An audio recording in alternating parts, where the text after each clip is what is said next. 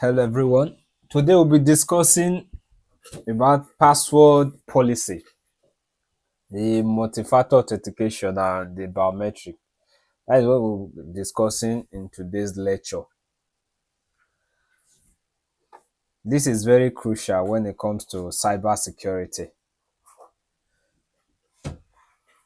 When you have a good password policy in your organization, it is very difficult for attacker to actually break into the organization, and also you need a defense in depth to actually secure it properly by having not just the password but also the multi-factor authentication and the biometric.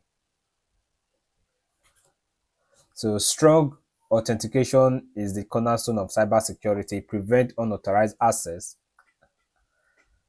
protect sensitive data, and support regulatory compliance.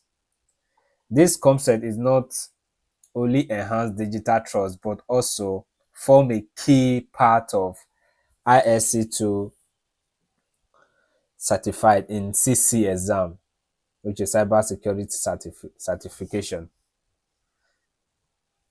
I'm yet to actually set the quiz for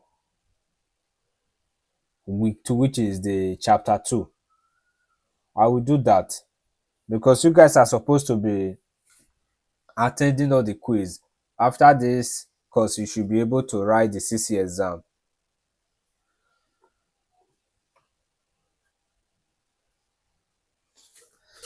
The chapter agenda, we'll be discussing about password policy, multi-factor authentication, biometric security, and combined approach, which is the defense in depth. Understanding the power and pitfall of password and how to create a strong password policy in our organization. We'll be discussing that in this lecture. And again, to explore multi-factor authentication is essential second layer of protection beyond password.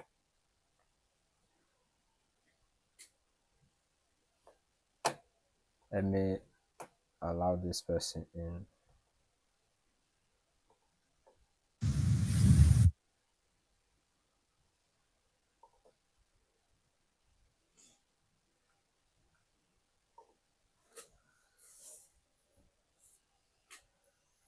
The third one here is biometric security. Examine how physical characteristics can serve as authentication factors. Combined approaches. Implementing defense in depth with layered authentication method.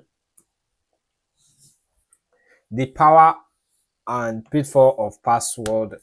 Password are the best common form of authentication, but they are also the most frequently exploited in many bridge attack.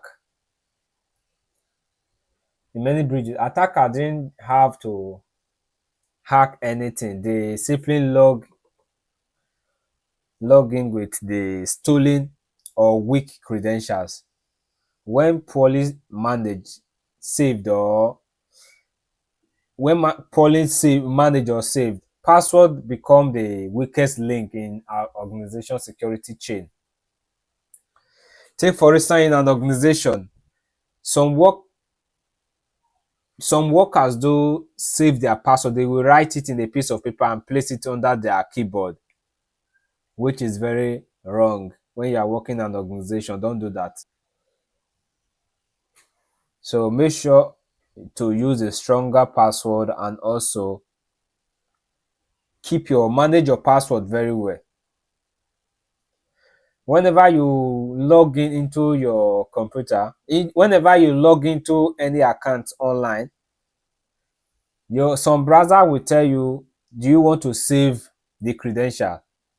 It's advisable not to do that. People doing that, they are just lazy. Never you save your password.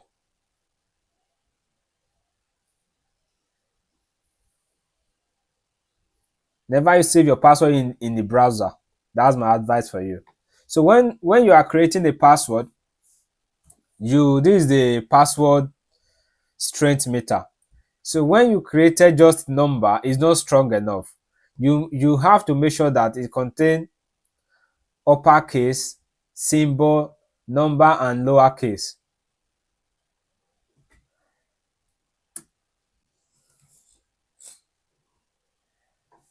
Creating a strong password.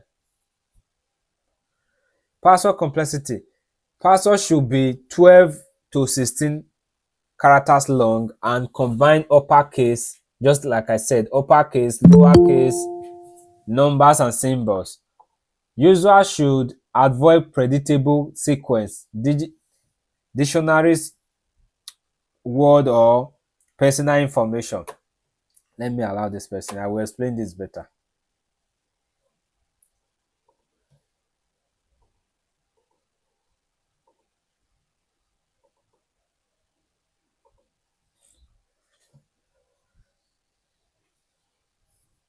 Whenever you are creating your password, there are well-known passwords that are already on the dark web. Such passwords are like someone using Jesus, and at the same time, someone using their date of birth, just their date of birth, or someone using my password, password 123, my town. You understand? Those are predictable password. You don't need to use those ones. And do not use your personal information when creating your password. Take for instance, your date of birth is August 1st, the year 2000. Then you will add your name and then add the year you are giving birth to. Those are predictable. If I conduct a reconnaissance, I will go to your social media. I will know your first name and then check your info, more info in your Facebook. Then I will be able, if your date of birth is not hidden, is some people don't even know how to hide their date of birth in Facebook. If your date of birth is not hidden, then I will be able to get your date of birth. Then I'll conduct just a dictionary attack using with the combination of your name and your, definitely I'm going to get it if you used your personal information. So it's not advisable to do that.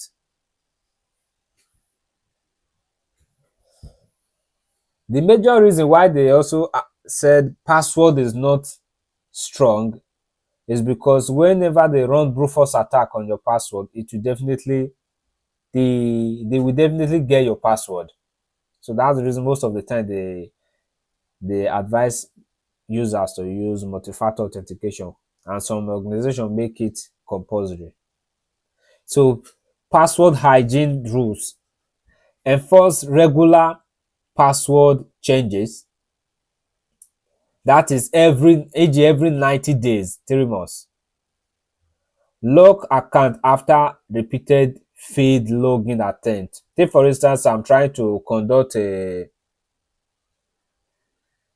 brute force attack now, and I keep typing different password, or dictionary attack, trying to log in with different password, just to test this and test the other one. If there are some organization, if you try password more than 3 times, they will block the account. Most example of such app are your mobile banking. If you try your password more than 3 times, they will lock the account. So prevent reuse password. Encourage the use of password managers. Case study: the Dropbox incident. In 2012, Dropbox suffered a breach that exposed over 68 million accounts. The root cause was password reuse. One of the employees reused their password, corporate password on another website that got hacked. One of the attackers obtained those credentials and then used them to log into Dropbox system. Yeah, this is what let me explain this better how this happened. As at then, the Dropbox does not have multi-factor authentication. So the attacker got access to a website that was vulnerable. So they checked the user's activity and also users' credentials. So they were able to get the username and password. From there, they noticed that one of the employee work with Dropbox. So they use that same login details to log in into the Dropbox system. So they were able to get access to Dropbox. I hope you guys understand this.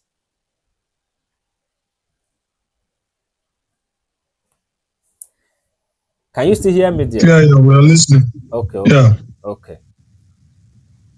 The breach highlighted the danger of relying solely on passwords and the critical need for multi-layer authentication. So multi-factor authentication. Multi-factor authentication add an extra layer of protection beyond just username and password. Even if an attacker steal your password, user password, they still can't gain access without the second factor. Multi-factor work by combining two or more authentication factor from a different category. So as you can see here, this image, this is user enter password. So you enter your username and password here. Then to confirm you already passed through this process. To confirm if you are the true user, they will send SMS to your phone number used to register the account. So if you're actually the right owner of that account, you should be able to have access to your phone as well. So immediately you get this, then you input the code. But in some organization, in some countries that the security is so bad, some hackers also find a way to swap someone's phone number by calling the ISP or the telecommunication network. They swap number by deceiving them they lost their phone or something like that, and then swap the number into another new number. Into another, they will swap the stuff instead of the instead of them to send password to instead of them to send this pin to your phone number that you are holding, they will send it to the attacker. That's another way to actually bypass this. But I'm not trying to I'm just trying to make you understand one way for attacker to actually bypass all this. But in some system like Gmail, they will never send pin to a number that you swapped. Some system now detect that as well. They will never send pin to, if you swap your number, they will never send code to that number again.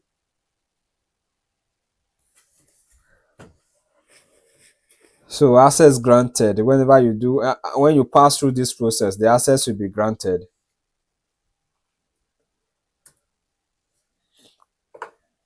The three authentication factors. One of them is something you know. The second one is something you have. While the third one is something you are. Like the something you know is the username and password, the PIN. That's something you know that you input on the system. for you to gain access to to your account. The something you have is like you having a smartphone that receives the SMS or security token, or you have a smart card.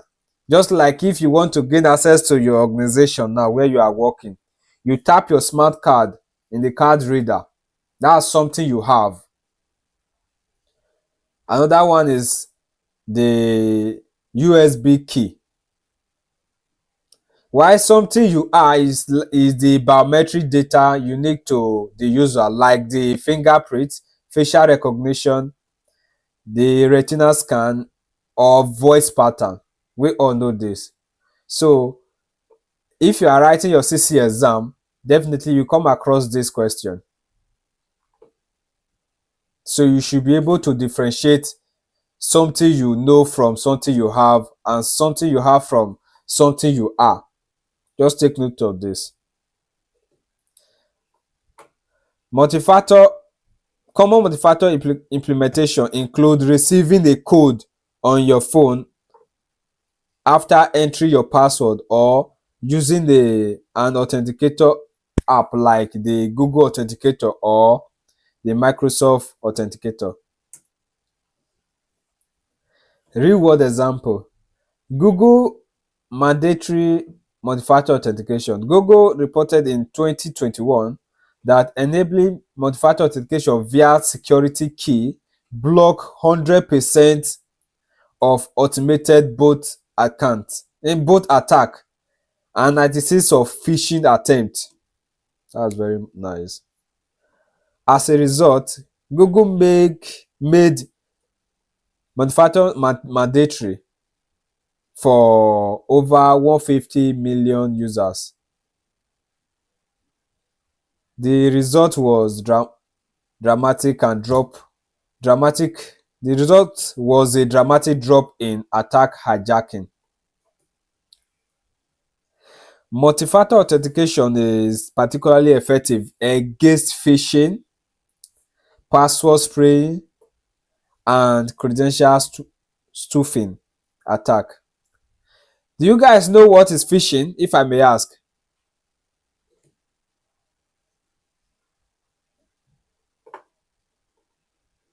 Hello? Yeah, I think it's a process of trying to obtain personal information Let me illegally, explain something phishing. like that. Let me explain phishing for you guys. Phishing is like you sending a link via email. You send it to someone through email, or you can send it to a phone number. So when someone click on that link, you the attacker will be able to gain access to their own account. That is phishing. Just like you sending inside that link, there's a malware. So that's the reason most of the time, if you are sending a link through email, it will not deliver.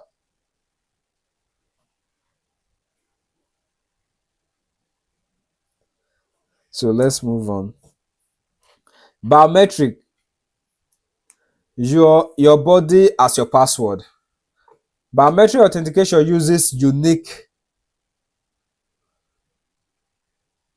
unique physical or behavioral characteristics to verify identity. Unlike password, biometric can't be forgotten, and unlike the multi-factor devices, they can't be lost or left behind. Common biometric method: we have the fingerprint scanning, the facial recognition, retina and iris scanning, voice recognition, behavioral biometrics just like typing, REM, walking, gut. The pro and cons of biometrics. So the advantages of biometric: harder to steal or replicate than password. Convenient for users, nothing to remember because you already have it with you. Just like you can't forget your you can't forget your fingerprint. Once you are there, you place your finger and the stuff will scan. Or just like the facial recognition, you can't forget that. So often faster than typing. So it's just like you interpreting something is very fast.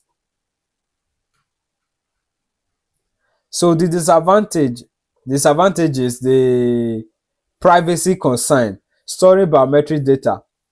So it's actually very difficult to secure the biometric data if you don't have good security in your organization. So securing it is very important. And again, once compromised cannot be changed. That's another disadvantage of biometric. And high accuracy system can be very expensive. To afford it in your organization is very expensive. So that's one of the advantages as well. The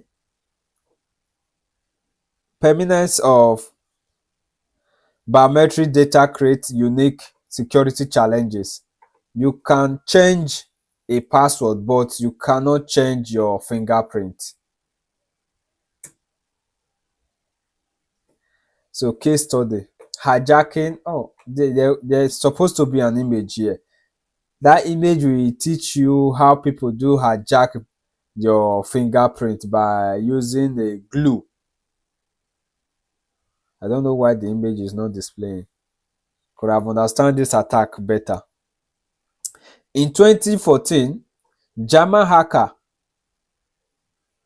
from the Chaos Computer Club recreate the fingerprint of German politician using high resolution photo and wool glue. The incident sparked debate on whether biometrics should be used as primary or secondary authentication, especially since biometrics are not secret. Your face and fingerprint are everywhere. So the image could have give you a better understanding.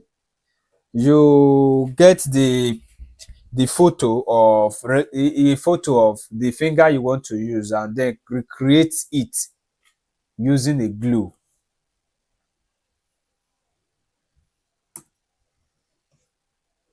Combining authentication method.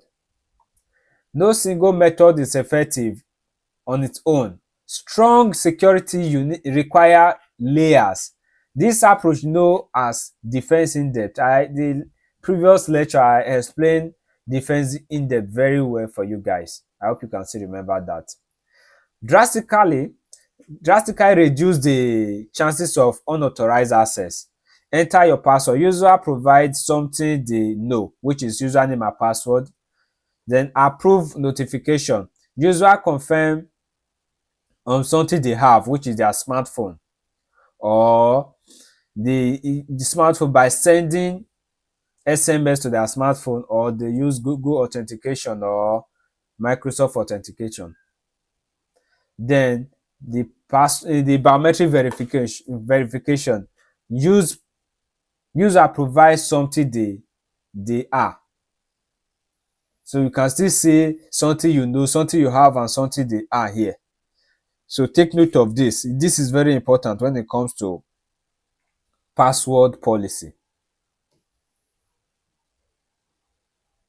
This multi-layer process make it significantly harder for attacker to bypass authentications, even if they succeed in one area. As an attacker, I know how they bypass the multi-factor authentication where by using babe suit. But I'm not going to be teaching you that. I just want you to be aware. If you are still using your multi-factor authentication, it can be bypassed by attacker using babe suit. is a tool. You can see Besu in your Kali Linux is pre-installed there, and you can still download it if you are learning ethical hacking.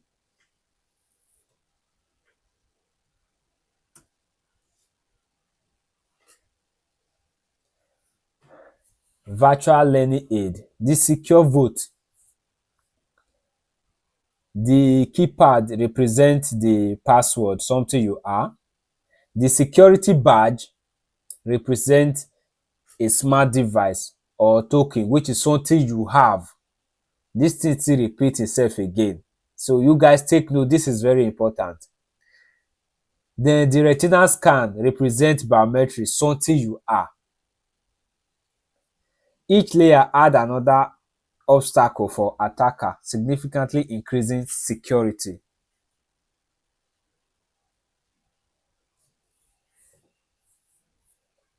Career spotlight. Identify and access management. Professionals who specialize in authentication are and access control. Professionals who specialize in authentication and access control play a critical role in cybersecurity team. Their role are fundamental and often serve as entry point for aspiring cybersecurity professionals. Understanding authentication method is essential for this career path, and for the ISC2 certified in CC exam. So you can see the career spotlight here, which is the IAM analyst. You can find this in AWS. So monitor. So I'm going to be teaching you the Active Directory, which is Azure Active Directory. So it's still the same implementation if you are still doing it in AWS, just to assign role for individuals in an organization. You make sure that what the higher authority have access to, the lower users in the organization don't have access to it. So access control engineer, just like the network engineers that create access lists whenever they are doing their configuration, they specify the IP address that is allowed to the organization, or you using a firewall in your organization. That's one way to create access control in an organization, which is this access control engineers. Cybersecurity auditors evaluate IAM policy and practices in organization. In demand role, IAM analysts focus on provisioning access review and implementing IAM tools. Ensure the right people have right access at the right time, which I just explained earlier. So access control engineer design and maintain access system like Active Directory, Azure, and AWS IAM. Build the technical infrastructure that enforce authentication policies. Cybersecurity auditor review password policy, multi-factor authentication, configure and access log for compliance. Ensure authentication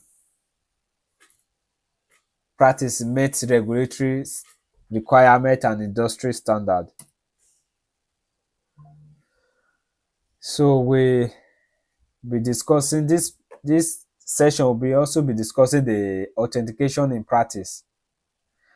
Enterprise VPN. Do you guys know what is a VPN? The full meaning of VPN.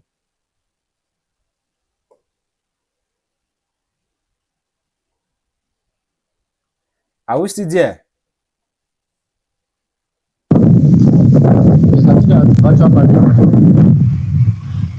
What do you say? I think virtual private network. Good. Virtual private network. Yes, I believe believe I explained this in week one. I explained this in week one. So let's examine how layered authentication work in real world scenario. Logging into an enterprise VPN. The step one, you enter your username and password, something you are. The step two, approve push authentication to your smartphone, something you have. Then step three, using fingerprint to scan for final access, something you are. So authentication factor comparison. So let's compare the three of them, which is the something you know, something you have, and something you are. The first one, the example of them is the PIN or password is something you know. The something you have the token and the smartphone. While for something you have the fingerprint and your face. Then the strength. Let's compare the strength. Easy to implement. Hard the something you have is very hard to duplicate. Why something you are is unique to individual. So I believe you are the only person that uses your face in the whole world. I don't think there's another person that have your face. And at the same time, fingerprint, just like your DNA, you're the only person that have your DNA.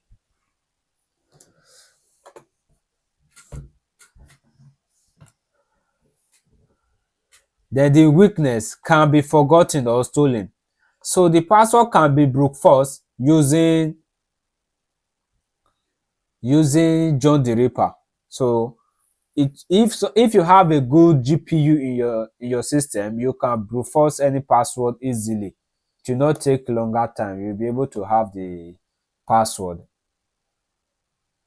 So that's one way. That's their weakness when using your username and password. Why this one can be lost or stolen, like the one I explained earlier, which is the same swap. That's one way to actually steal this. Okay, while the third one cannot be changed or if compromised. So just like I explained earlier, when you use the glue and you take an image of the fingerprint and you use glue to actually replicate it. So if it's compromised, you can't be able to change it, because I don't think you can be able to change your fingerprint. The most secure authentication system combine factor from at least two different categories, compensating for weakness of each individual method. Just like you using your username and password and the multi-factor authentication. Cybersecurity mindset. The next time you log in, ask yourself, what will happen if this step fail? If this one step fail? That is the mindset that separates casual worker from cybersecurity professionals. Password policy. Multi-factor authentication and biometric are more than just technical topic. They are real world tool for defending organization against daily cyber attack. Understanding how they work together help build a solid cybersecurity foundation. As threat grow, more sophisticated layer and authentication isn't a luxury. It's necessary. It's a necessity. Yeah, the key takeaway, because this chapter is actually very short, we are going to focus on the lab very well, because I prefer the lab. The lab will explain more better when we are doing creating user using the Active Directory, creating user and assigning roles. You understand better. So the key takeaway: password policy are essential but insufficient alone. Strong password should be 12 to 16 characters with mixed character type by but even the strongest password can be compromised. Just like I explained earlier, you can use the John the Ripper to actually crack a password. So ensure that your password have uppercase, lowercase, numbers and symbols. So multi-factor provide critical additional protection, combining factors from different categories. Know how know have dramatically increase security as demonstrated by Google. 100% success against both attack. That's very good. Biometric offer convenient but unique challenges. While biometric can't be forgotten, they also can't be changed or compromised, as shown by the Chaos Computer Club case. Defense in depth is the gold standard. Layering multiple authentication method create the strongest possible security posture. So the next lab we are going to, which is on Thursday, we are going to be looking at the rule-based access control.